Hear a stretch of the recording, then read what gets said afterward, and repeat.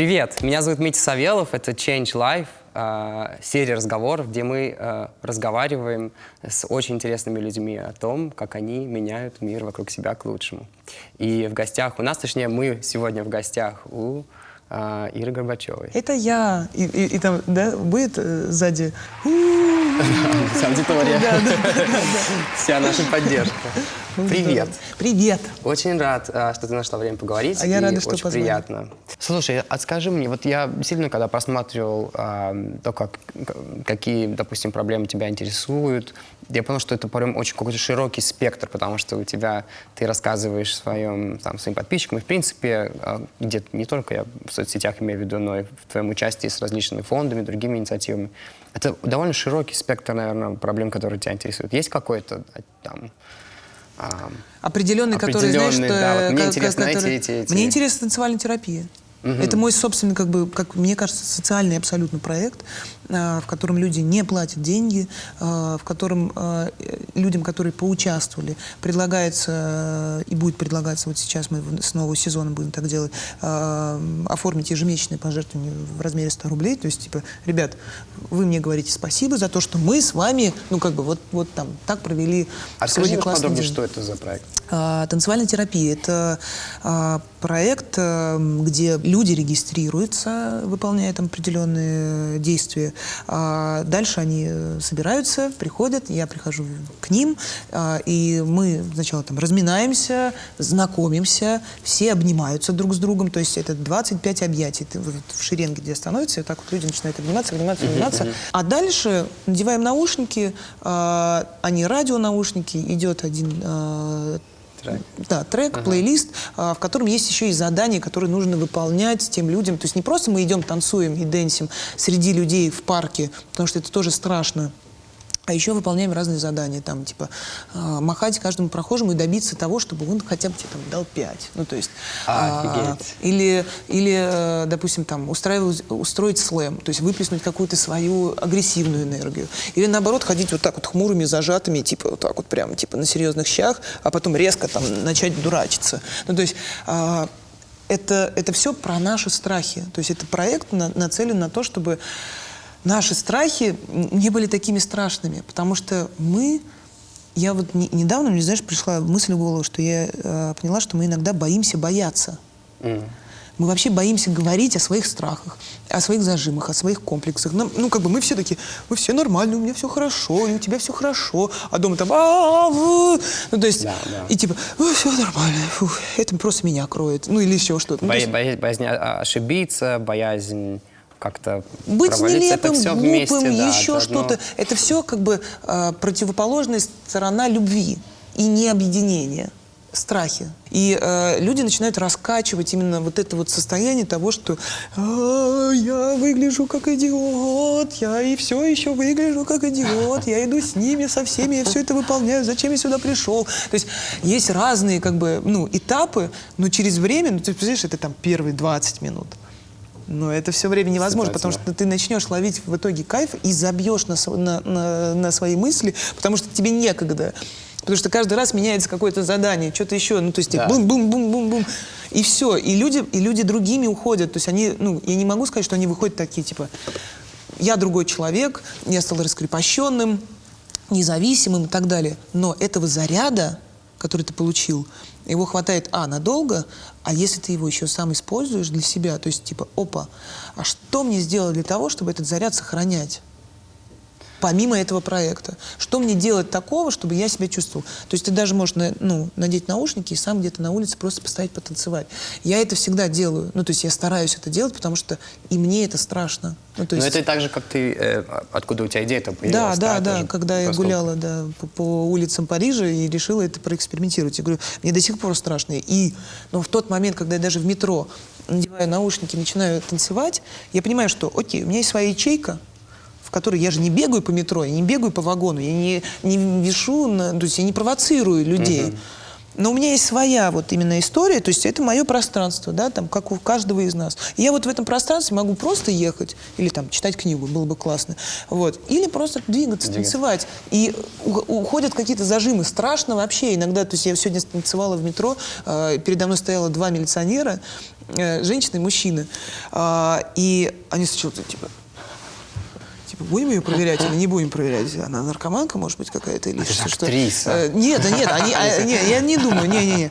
Вот, а я все время стою и двигаюсь. И я понимаю, что они меня, видят вот в это вот стекло, темно, и прям, и вот он передо мной стоит, а он как бы на меня так поглядывает, на нее поглядывает, а я прям типа свой хип-хопчик какой-то, значит, типа слушай, и вот так вот. Значит, и он выходит, и останавливается, и стоит напротив стенки, и улыбается. И двери закрываются, я уезжаю, я ему машу, и он машет. Ну, прикольно. Ты знаешь, мне кажется, что это даже больше, чем прикольно, потому что у меня был интересный разговор с моей коллегой по поводу, как раз я танцую по Москве, потому что я ей сказал, что мне кажется, что этот проект делает людей более склонными как раз к благотворительности и добрым делам и помощи друг другу. Потому что не только, мне кажется, не только он о том, что ты преодолеваешь страхи, ты используешь свое пространство как-то совсем по-другому, необычным образом, ты узнаешь себя, но это новый способ взаимодействия с миром, с людьми вокруг себя. И только что моя версия, что вся благотворительность, успех добрых дел, успех всех социальных проектов зависит от того, насколько ты умеешь общаться друг с другом, с миром. Коммуникация и развивать это, подниматься на новые уровни. Абсолютно. И вот этот... Вся жизнь про коммуникацию, вся жизнь про общение. Если бы не было общения, не было бы этого мира. Не было людей. То есть, точнее, вообще ничего. Что было бы, если бы мы никто не общался друг с другом? Было бы табу, знаешь, типа, не разговаривать. Но у тебя есть платформы, у тебя есть шанс что-то узнать, что-то услышать, что-то понять. То есть напитаться какой-то информацией такой, которой ты такой... Так. Но видишь, проблема в том, что оно у тебя всегда есть. Вопрос, используешь ли ты это, узнаешь, есть куча фондов, есть куча инициатив, есть куча людей, которые что-то делают. Ты про них не знаешь, ты живешь в своем таком мире. И поэтому, и как раз с этой точки зрения я говорил о том, что я танцую по Москве, проект, он помогает людям выйти за пределы, потому что ты выкидываешь себя в некомфортную ситуацию или, может быть, выкидываешься... В реальный мир. Ты не идешь в клуб. Мир, да. То есть, потому что в клубах ситуация другая. То есть, ты понимаешь, ты собираешься с компанией чаще всего. Редко кто один идет танцевать сам по себе, то есть в клуб. Это всегда какая-то атмосфера. Это чаще всего какие-то допинги в плане алкоголя или еще чего-нибудь. То есть это чтобы опять-таки раскрепоститься и отпустить свою голову и не стесняться. Да? Где ты танцуешь? Где ты даешь своей импровизации и своему чувству нелепости или чему угодно, просто своей импровизации выход. То есть да, мы такие все культурные, образованные, бла-бла-бла-бла, все это понятно, это классно, если это есть по-настоящему внутри. Но еще у тебя есть твое тело, у тебя есть твое воображение. То есть и музыка, если ты пропускаешь ее через себя, неважно, как ты танцуешь. И я это всегда говорю на танцевальной терапии. Ребята, не надо меня сейчас удивлять. Не надо стараться, не надо сейчас показывать, кто из нас как классно танцует. Я не собираюсь вас учить танцевать. Это вообще про другое. Это не про танцы. Это называется танцевальная терапия, просто потому что это такая форма танцевальная, через танец, через музыку, через восприятие, через людей вокруг. Чем больше люди, знаешь, как бы ты видишь, что они... Я танцую, да, я иду, но мне очень страшно. То есть, и это так прикольно, когда ты видишь его через полчаса, и он там уже... Красный, потный, и бежит, и там что-то прыгает, и они все отдыхают, и смотрят на окружающий мир по-другому. То есть в этом есть кайф. Абсолютно. Что тебе удалось изменить? Чем вот какие-то такие результаты твоих, например, может быть, личных проектов, социальных проектов, вот, например, этот же проект? Пока ничего. Пока ничего. То есть я не могу сказать, что мне что-то удалось изменить. То есть как бы я пытаюсь просто делать то, что мне нравится. А там меняю я или не меняю. То есть это важно, конечно же. То есть я не могу сказать, что это совсем для меня меня не интересует. Если есть отклик на это, значит, я понимаю, что есть отклик. Люди хотят это делать, людям интересно. Тогда ты понимаешь, что есть смысл этим заниматься. Если бы не было людей, которые, вот прям глухо, не идет проект, Не подписываются люди на это все, не идут. Три человека собрали, и все. И то знакомые. Ну, тогда бы, конечно, я бы этим не занималась, и мне было бы это... Ну, я бы сама потанцевала, такая, ну и ладно. Не хотите, и не надо. Ну, то есть, ну, как бы... Ну да. Цитата, которая мне очень-очень понравилась, когда я готовился к интервью, звучит она так. «Мы первое поколение, которое приблизилось к победе над всемирным голодом. Мы первое поколение, которое может обеспечить всех детей в мире образованием. Мы первое поколение, которое может жить в мире без малярии и полиомиелита. Мы первое поколение, которое сделало гигантские шаги к победе над раком, СПИДом и другими заболеваниями» и так далее, так далее, так далее. Очень крутая фраза или очень крутое мнение. Почему тебе кажется, что мы первое поколение? Потому что это так. То есть, понимаешь, в чем вся штука, что поколение наших родителей это... Я сейчас вообще не обобщаю прям совсем про всех, да, то есть и в каждом поколении есть такие же люди, которые делают то же самое. Просто поколение наших родителей, оно занималось в основной части, как мне кажется, то есть это тоже, может быть, абсолютно такое мое мнение, оно занималось тем, что оно, ну, как бы зарабатывало деньги. То есть это была необходимость. То есть зарабатывать, да, прокормить семью, в магазинах ничего не было, работы иногда не было и так далее, и так далее. То есть, да, когда Советский Союз распался и так далее.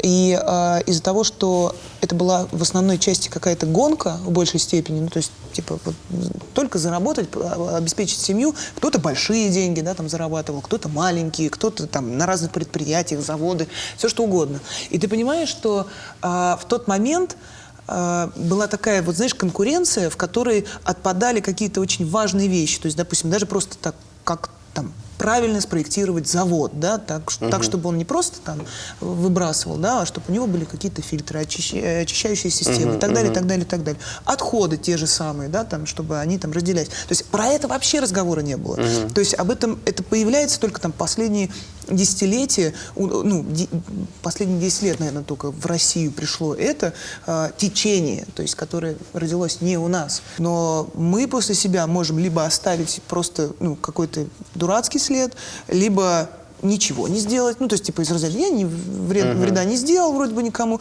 ну, да, там, мусор не сортирую, людям не помогаю, там, благотворительностью не занимаюсь, воду не экономлю, ну, то есть, как бы, живу как все, ну, то есть, в основной части, в принципе, а что в этом плохого, ребят? Ну, то есть, так все живут, от меня ничего, типа, не меняется. И есть другое поколение, которое, на мой взгляд, оно, знаешь, как бы, типа, как из разряда пробуждается. То есть это те люди, которые вдруг начинают осознанно понимать, что, опа, проблема вот в этом, проблема вот в этом, проблема вот в этом, проблема вот в этом, и организуются такие, знаешь, как бы, как, ну, можно сказать, маленькие сообщества единомышленников, которые начинают чем-то заниматься, то есть исправлять какую-то ситуацию в разной области, потому что ты понимаешь, что правительство не всегда этим занимается, а иногда не занимается этим вообще. Почему? Это вопрос к правительству и к тем людям, которые не креативны.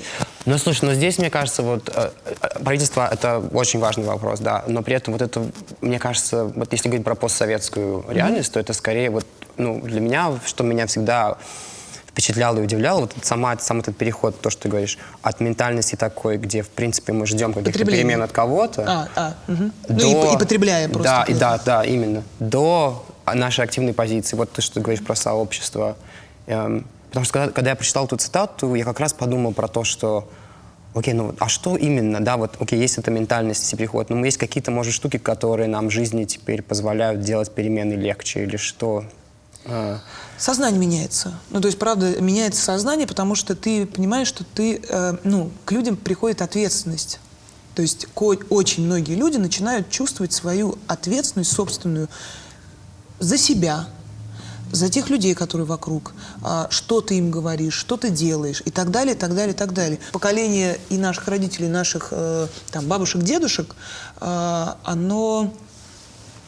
Знаешь, как бы, ну, то есть скорости же были разные. Ну, то есть и тогда скорости были гораздо медленнее, потому что, ну, не было мобильных телефонов, не было интернета, не было этой информации, которая просто вот так вот пулей летает. И тот, кто, типа, в скорости не находится, ну, то есть он очень, ну, может откатиться назад и, типа, а что? А как заказать билет на самолет. Ну, то есть ты понимаешь, да, что это другой аспект. И люди развиваются быстрее, потому что очень много информации, она тоже не случайно приходит, мы просто ее фильтруем. Ну, Но информация и сами вот эти инструменты общения, мне кажется, вот то, что ты сейчас говорила про сообщество, это очень интересная тема, потому что, допустим, Change.org, стереотип, наверное, который есть у людей по поводу Change.org как платформы, это то, что это петиция и документ. Мы совершенно никогда не замысливали это как документ.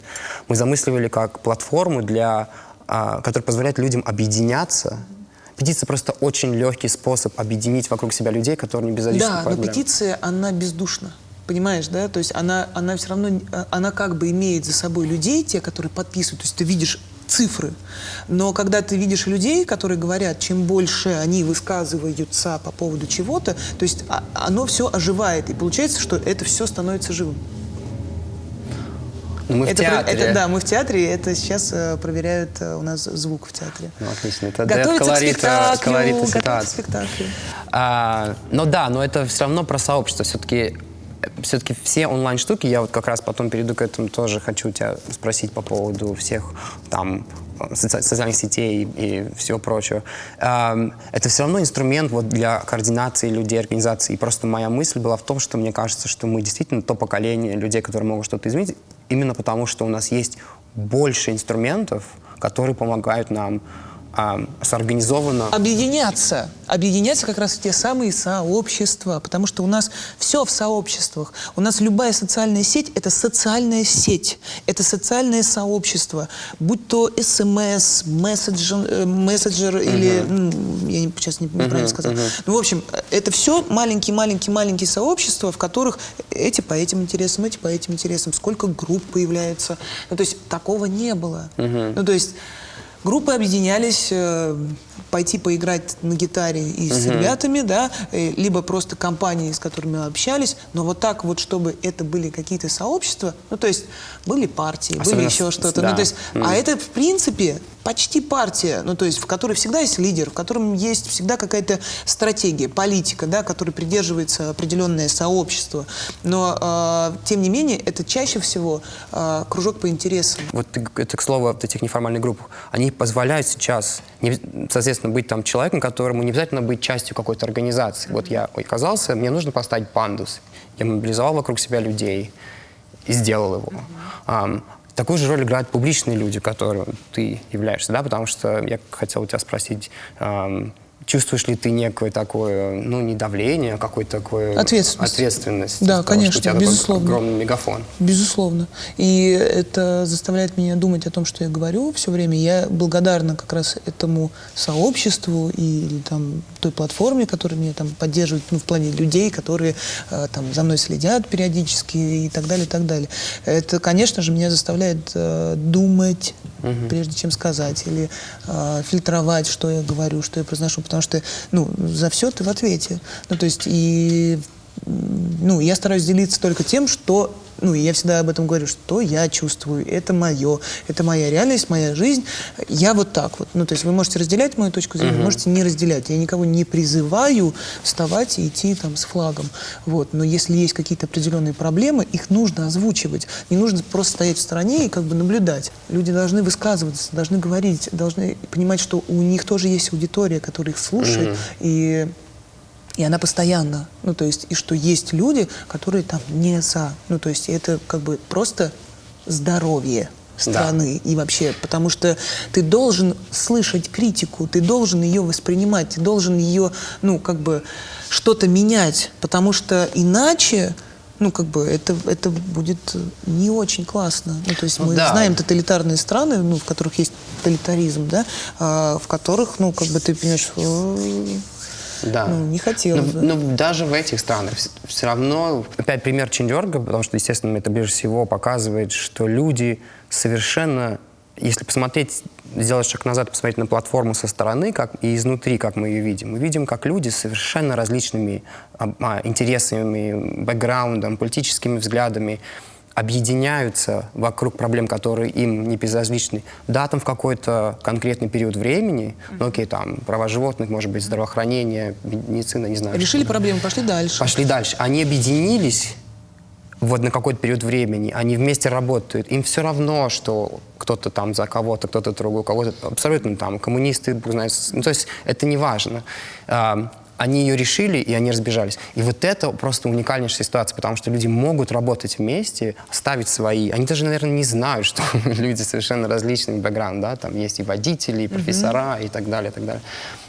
И некоторые из них о друг друге вообще не знают. Нет, То есть да, думают, да. ну вот я один, наверное, у меня в поселке, кто решил восстановить там памятник архитектуры. Ну то есть оказывается, что таких людей много. Ну то есть и об этом тоже, когда ты узнаешь, когда есть платформа, благодаря которой ты можешь это узнавать, это тоже очень важно, потому что это поддержка.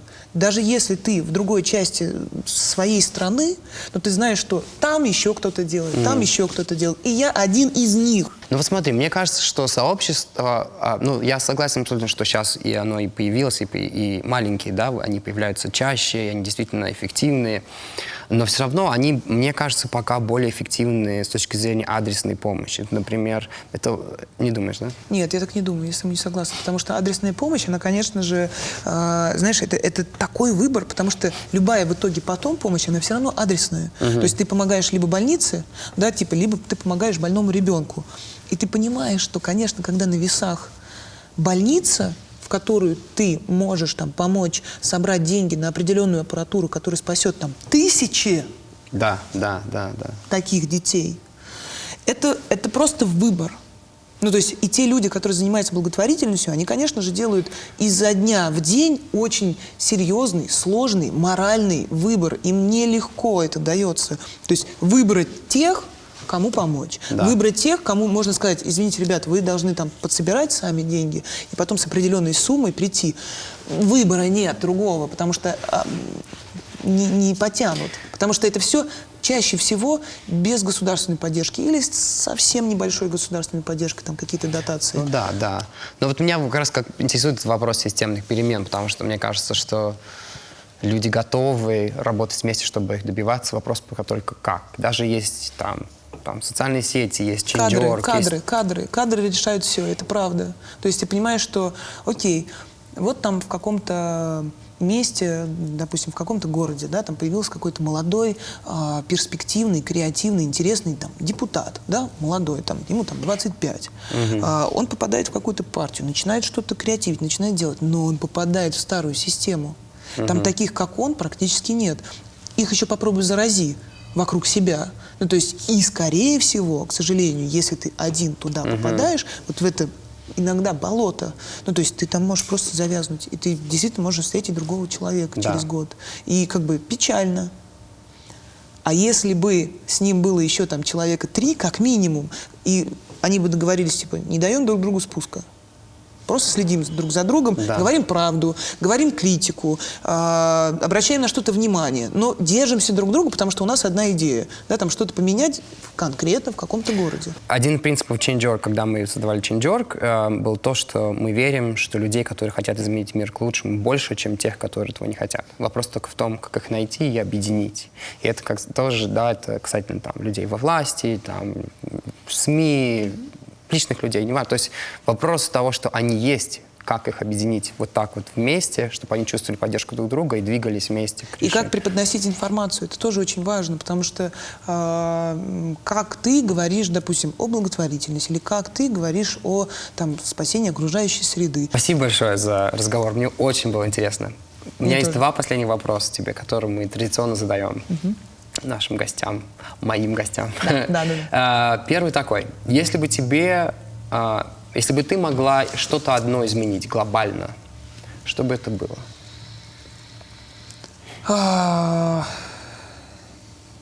Я бы убрала бы всю армию и все, что с ней связано на всей планете. Как в Коста-Рике. Чтобы никто не имел права брать оружие. Просто законом. И использовать вообще смертную казнь, оружие, вообще. Все. А вместо этого вы учились договариваться друг с другом? Работать над собой. Очень важно. А второй такой вопрос. Если человек, который вдохновляет тебя своим примером, именно как человек, который действительно позитивно изменяет жизнь вокруг себя к лучшему, с кем мы могли бы поговорить? следующий? Я знаю сразу ответ на этот вопрос, потому что в последнее время так получилось в преддверии картины «Тренер» и во время нее, ну, то есть, естественно, я с Даней Козловским очень много общалась, и вот этот человек меня вдохновляет. Вот он меня вдохновляет тем, что он делает вокруг себя, как он заражает людей вокруг себя, какой он процесс устраивает, как он меняет все вокруг себя. Причем не насильно, понимаешь, он сам так горит, что этот свет, он просто не может не заразить всех остальных, кто тянется к нему и хочет тоже быть частью его команды, что бы он ни делал. Вот. А он очень умный, честный, открытый, сложный, интересный человек, ну, то есть с которым и приятно общаться, и приятно работать, и приятно за ним следить. И радуешься тому, что происходит. Потому что до знакомства с Даней у меня было как бы о нем ощущение, Даня Козловский, мы все его знаем, артист.